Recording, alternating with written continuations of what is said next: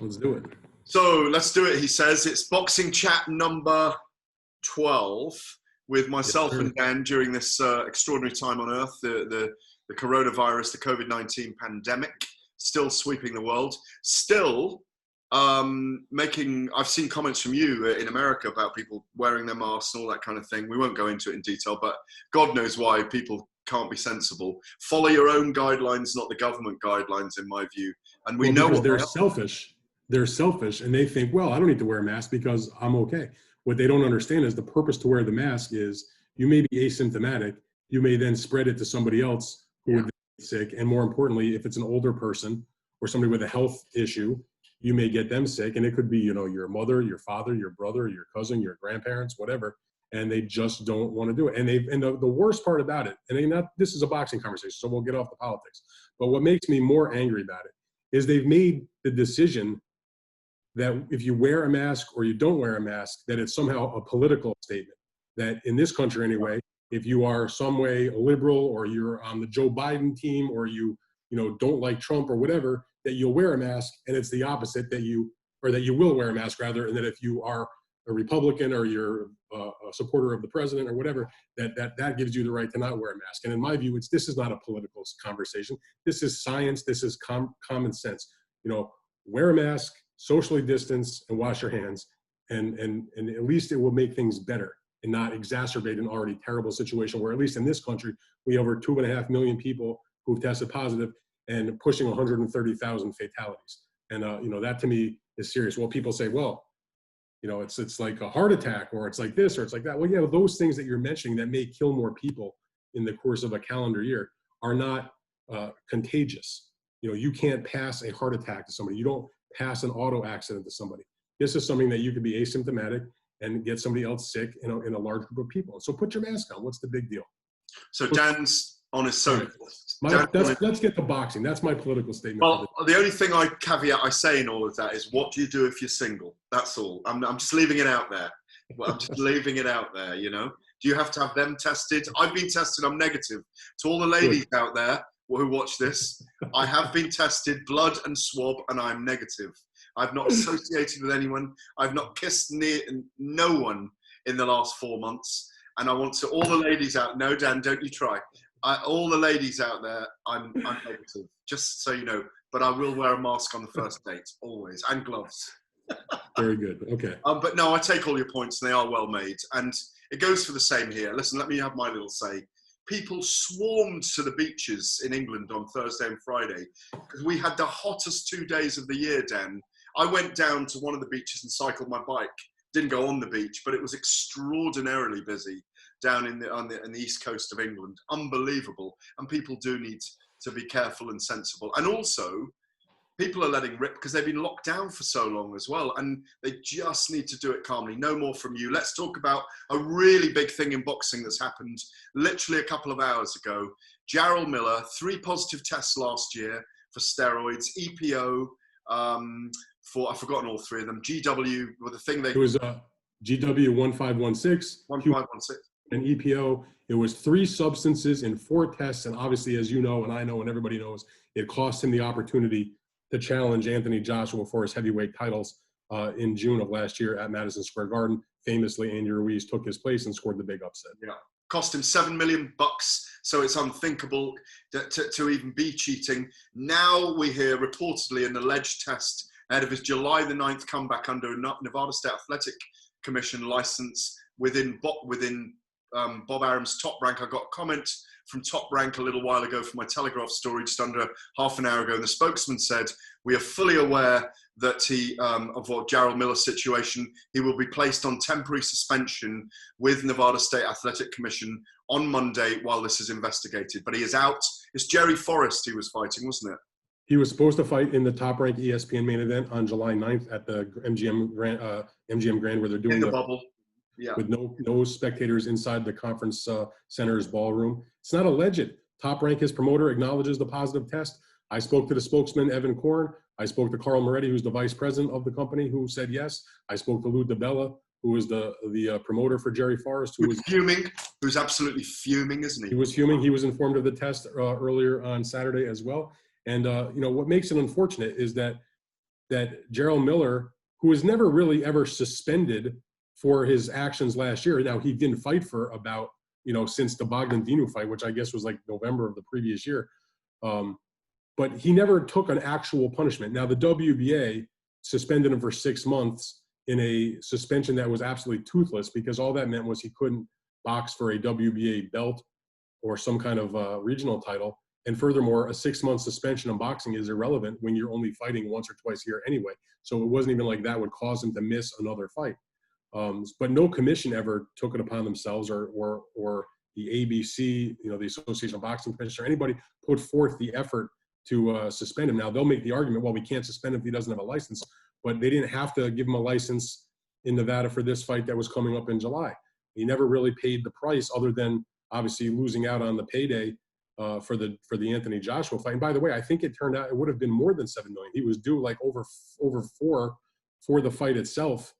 Plus, he was due a share of whatever the pay-per-view profits would have been on Sky Box Office for the UK pay-per-view, because it was not a pay-per-view in America. And he was due, even if he lost, 2 comeback fights, to my recollection, on DAZN, where they would be paying him around $3 million per comeback fight. So really, he ended up costing himself about $10 million. Yes, that's a punishment, but there was never anything official. And look, it's like DeBella said in the comments he made to me. Now, I wrote a story for the Ring Magazine website about what happened, and he talked about how that Lou has known Jarrell Miller since he's a kid. He likes Jarrell Miller, who is a very likable guy, by the way. I agree. Like, he feels like he has some sort of psychological problem. How do you fail a test for that substance, yourself a chance at the heavyweight championship, and then do it again in your next fight, your first time? They signed him, and it's not even as big of a fight as Jarrell Miller. I looked into this last year as well myself, and I spoke to sports psychologists, and I think when people have been accustomed to using prohibited substances, it's almost like an addiction and a crutch. And they cannot escape it in their mind. They don't believe they're cheating, but he's clearly cheating. And the big question now, of course, is, yes, you mentioned the ABC, the federal, the continent-wide body. They've got to slap a ban down, in my view. Well, they don't have any real juice. They can make recommendations. Yeah, but they've got to make the recommendation then that this guy either gets a very serious suspension. He's 31 years of age. I think it's a 4-year minimum, in my view. At this point, the commission in the same with the UK. The commission in Nevada is going to have to do something. Usually they'll suspend a license. They need to revoke his license, which will make it more difficult for him to get it back. Because going. If it's proven to be correct and it isn't a mistake as well, I must add that in this to be legal sound, because he may request a B sample. You don't know. I'll say this, Gareth. I've been doing this 20 years.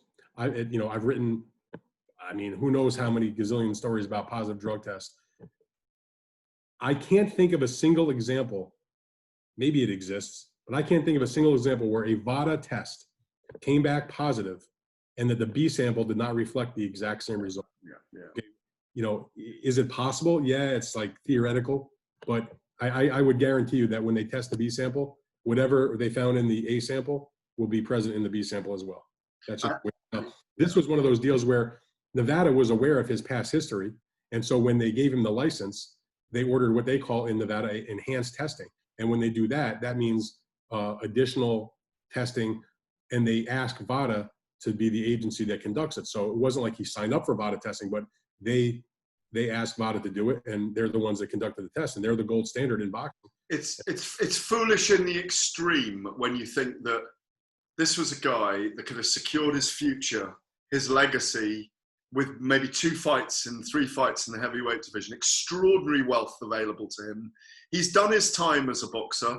He had a positive test in 2014 when he was a kickboxer as well, yes, which he served a suspension for at the time. So, there's clear history here. So it's the 3rd time. If you only count those 3 last year as one, this is the 3rd time.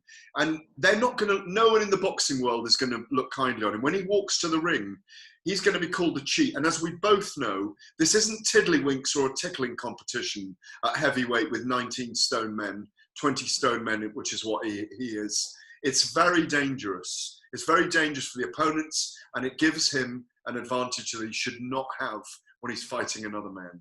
By the way, the things that you mentioned about the positive tests, those are the ones we know about. if you've used that many times and been caught that many times, you know, that means in my mind, most likely you've used other times also, you just didn't get caught. In other words, the first time you get caught in doing something, usually it's not the first time you did it. You know what I mean? So if you got caught taking PEDs, it's probably not the first time you ever did. It could be. I've never been caught taking drugs, so I don't know. You know? When you've done it multiple times, I'm pretty sure that, you know, between 2014 with that test you mentioned related to the Mirko Krokop fight in MMA, Yeah. until what happened for the fight that was supposed to be on July 9th, you know, chances are he's used on a regular basis, and it's appalling. And, you know, if there's a silver lining to this, you know, it looks as though at least that card can be salvaged, because they were going to do a top rank on that main event July 9th. It was supposed to be Jarrell Miller against Jerry Forrest. Now, even though it's not done yet, the sides have told me what they're working on. I wrote about this in the piece. They're trying to make a fight now, you know, somewhat short notice, between Jerry Forrest to keep in the main event, have him fight Carlos Takam, who was a former, you know, title challenger, gave a pretty solid fight against Anthony Joshua. Very solid. Very solid. A couple years ago. Yeah. You know, and Carlos Takam, you know, look, he's just tough. He's not an A-level contender, but he's a solid dude. He's been in a lot of good guys. He gives a good account of himself every time, even when he loses. He's not a joke. And it's not like Jerry Forrest is Muhammad Ali either. So to me, I would actually make, if he's in any kind of shape, you might want to even make Takam the favorite in a fight like that. But that's a good, solid heavyweight match in this day and age when there's no fans and there's not a lot of money in these bouts, et cetera. So, you know, hopefully they can get that finalized and we can see a decent heavyweight fight and, you know, let Jarrell Miller sit on the sidelines and, you know, understand the ruination of his career. Yes, yeah, ruination of his career. There's the headline. Dan, let's have a quick chat. I'll talk about Eddie Hearn shows in a minute. Obviously, yesterday he announced the 4 weekends. August the 1st, the 7th, the Friday. August the 1st, Saturday. The 7th, Friday. The 14th and the 21st, I think it is, or the 15th and the 22nd, culminating with Katie Taylor with an opponent yet to be announced. And also Dillian White against Sasha Povetkin, all in Matchroom Square Garden, as we're calling it, on the lawns of Matchroom HQ. You won't have been there. It's in a countryside manor house, which was once Barry Hearn's home. I, in fact, did a story this week saying under the British Boxing Board of Control guidelines, Barry Hearn wouldn't be allowed to go because he's 72 and he's got a heart complaint. Anyone over 70 is being discouraged away from events. But Barry told me, look, I control the company, I own the land, and it's my former home. So you're going to tell me I'm not going to be going. I'll be watching from a veranda somewhere it needs to be. And Hearn also telling me yesterday, I've strayed into this now, so I'll carry on, that even Anthony Joshua, who's got a slight knee strain at the moment, and is in a brace, had even expressed an interest in fighting in the back garden as well. But Katie Taylor, Sasha Povetkin against Dillian White, that's a pay-per-view on the last of those 4 weekends. First week, or second week rather, Terry Harper. America, huh? In America, it's not a pay-per-view. We get that fight just if you subscribe, it's just part of your normal subscription. So that, by the way, those fights will be among the first fights that DAZN will have back once they start things up. I think they'll have a July show, I think, with Golden Boy. But in terms of the Eddie cards, they'll show all 4 of those events on DAZN. Correct. And that's good. And we should have been showing, I mean, as I said in my Telegraph column, or lamented rather in my Telegraph column last week, it was a real travesty that Sky or BT Sport didn't pick up Bob's cards. You know, world title fights this week. So, you know, it's a shame. But Hearn's gone out on a limb. That pay-per-view is probably going to end up paying those big names on that last card. And I think there will be decent interest. There'll be short, sharp cards. There's some really good matches on there. There's some really good up-and-coming young fighters.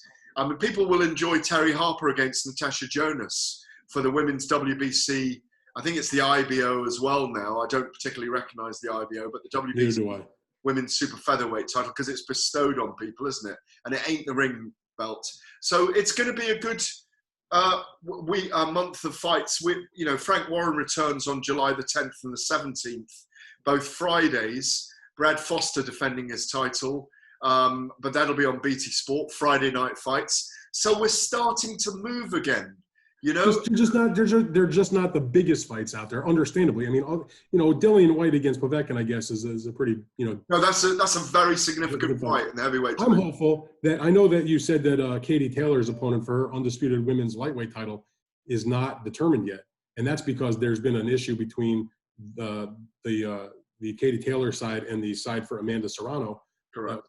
The fight that was supposed to happen, that they had signed for, that was supposed to take place, that because of what's been going on in the world, is now not happening because there was discussion about reducing the purse for Serrano, who was not really into that. I'm hopeful that everybody can come to some kind of meeting of the minds and figure out a way to make that fight happen because, look, I respect all the women that get in there and do their business. I'm not a huge women's boxing fan, nothing against them whatsoever. But if there was a women's fight that I actually was kind of interested in, to be honest with you, it was Katie Taylor against Amanda Serrano, because I've seen both of them perform in excellent fights. They're talented young women, and they've made exciting fights. So I was definitely into that fight, and unfortunately, there's a hiccup right now. I'm hopeful that, the fight's still long enough away, not till... I don't think it'll be Serrano. I think they'll want to do that in a venue with more people. I don't think Taylor's going to be earning big for this. I don't think... If they can make it happen, great. Listen... Yeah, that's my point. If they can make it happen, that would be ideal. Yeah. That was the fight that was supposed to take place.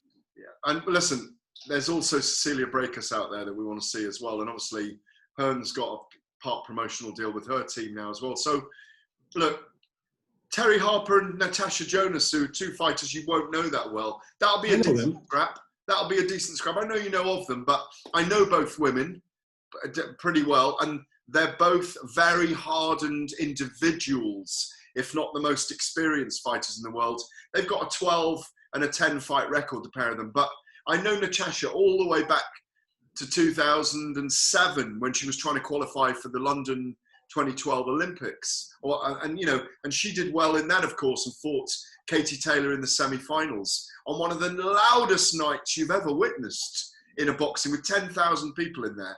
They said that it made more noise that night than the jumbo jet taking off, I mean, the main thing is you hope that these shows that Eddie put together, which are not the biggest names, obviously, until that last show because it's a pay-per-view, that they can, at least provide some competition. I mean, I've seen the comments from Eddie and heard him talk about in some of his interviews about, no easy fights. And, No, look, Ted Cheeseman, it seems like they're evenly matched. Jordan Gill, they're all his up-and-coming fighters, or all hardened fighters. All people who've got a lot to say for themselves on social media, have got backstories, who've got, they're not just, put it this way, they won't be like Bob's first card that Top Rank had back, where we had 17 rounds over 5 fights, where they were pretty much 5 one-sided fights, right. Who, you kind of knew who was going to win all 5 fights, really. The Top Rank shows, as Bob said at the beginning of this, they have gotten progressively better as they've gone on, culminating at least in terms of the most recent shows that were this past Thursday and Tuesday, where the main events involved the Maloney twins from Australia. Tell us about that, Dan. Give us a report on that. Yeah, okay, so they turned out to be probably the most exciting fights that they've had in terms of their main events thus far. Andrew Maloney, who held the second-tier title at the 115-pound, the junior bantamweight division, he got upset by a Golden Boy fighter, Joshua Franco, who didn't have the greatest record compared to Maloney, but was, had been through the grind and really had improved and learned from his loss and draw and the series of fights he had with Oscar Negreed, who's a tough dude. Anyway, he got the well-deserved decision over Maloney in a good, solid fight to win that belt. And it was kind of a big letdown because Top Rank had set up to have Jason and Andrew fight on the same week. So it was like the week of the brothers. So now you have Andrew suffering the loss, a perforated eardrum, had to go to the hospital. He's okay. But very, very now, yeah, he's fine, yeah. Yeah, very disappointed in that loss. And then a couple of days later, his twin brother had to go in the ring knowing that his brother had just been upset and sort of protect the family name. He put on a really good performance against Baez and, ended up getting a very impressive. It was a good, fun, exciting back and forth kind of fight, but Maloney pretty much dominated, ended up stopping him. The corner retired. I think it was after the 6th round or the 7th round of that fight, but a good scrap. And so the Maloneys will go back to Australia 1-1, but Jason, definitely looked good and made a name for himself in a bantamweight division. He's a couple of pounds heavier than his brother, where because of all the fact that Top Rank promotes Inoue, who's the champion in that weight class, he's got a chance maybe to put himself in position to get that kind of fight down the road. So it was a hit or miss week for that family. But in the end, Jason really put on a great performance. And even though Andrew lost, nothing to be ashamed of. It was a very good fight. And, hopefully the kid can take a rest and come back and get himself back in contention. What's the COVID positive tally now? Oh, my God. You know what? I can't even keep track of it anymore. I feel bad for the top-ranked people because not only they've lost a number of fights over the last couple of weeks because people positive tests, not just the boxers, but people on their teams that they've been with. And that's part of the protocol that if you're a manager or a trainer or whatever, and you test positive, your boxer has to leave also. So that happened. For example, Jamel Herring, who's the WBO's junior lightweight champion. Amazing guy, an amazing man. Terrific guy. So his fight, which was supposed to be, I believe, July 2nd, that fight was postponed because he tested positive. They'll try to reschedule that later in the summer. We've talked about Michaela Mayer in one of our previous videos. She's now negative, so can come back. So she'll come back. Her fight will be scheduled probably for like July 14th. Yeah. Mikel Lespierre's manager had a positive test. So even though Mikel was not positive, his fight that was supposed to be last week against Jose Pedraza was postponed. That has been rescheduled for, I believe, July 14th. So, and then some undercard guys test positive. But even worse than all the positive tests, or not worse, I guess, but that's also caused them problems. They've had other fights that have been canceled due to injury and other reasons. They had the Jarrell Miller fight because of his positive drug test we just talked about. They had an excellent matchup in the light heavyweight division between two top contenders. Storm Alvarez, former champion, against Joe Smith, who fought for the title. That fight got postponed, until further notice because Alvarez had an injury. And then you also had another fight that was postponed because of injury. You had Ivan Baranchyk against Zepeda at the 140-pound weight class, 10 stone for my British friends. That was a hell of a matchup on paper. And that fight's now off because Baranchyk suffered a rib injury in sparring sessions a few days ago. So they're scrambling to fill those slots. So between the positive COVID tests and the injuries, it's been a very difficult and trying time. But to their credit, they're keeping it together and the show must go on. Thankfully, they only need 5 fights per card. So, it's manageable, but it is difficult. And just to go back to the very beginning of our chat before we do the answers, questions and answers from the fight freaks out there, it just shows how prevalent COVID is. In these very, very fit people that don't go and mix everywhere. So and they're in a contained bubble. Take notice, anyone watching or listening to this, that it's a serious business that's going on, and they're doing a terrific job to monitor, contain, and follow protocols and guidelines to do this as safely as possible. That's the bottom line right now. And hopefully when Matchroom's cards begin again, and when the cards that have been announced by Frank Warren take place, they'll be able to follow similar protocols and they're all in place. The same kind of things. And, good luck to all of them because it's, I know people like to complain that this was a bad fight or this was no good or they're unhappy about this, that. Listen, it's not easy. And the same goes for the folks at UFC. I mean, they're dealing with the same kind of stuff also.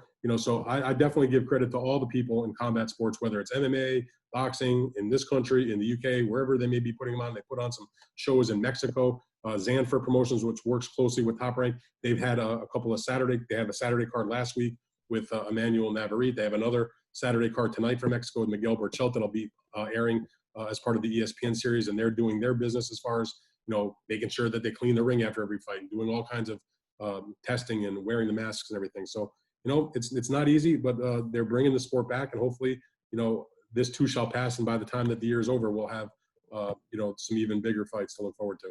Do you know what? I've talked so much today, and so have you. We're going to end it here, and we're going to go on to our questions for the next. But before we get there, you didn't ask me about my hat this week. I wore a new hat. Oh, come on, show me your bloody hat, then. Come on.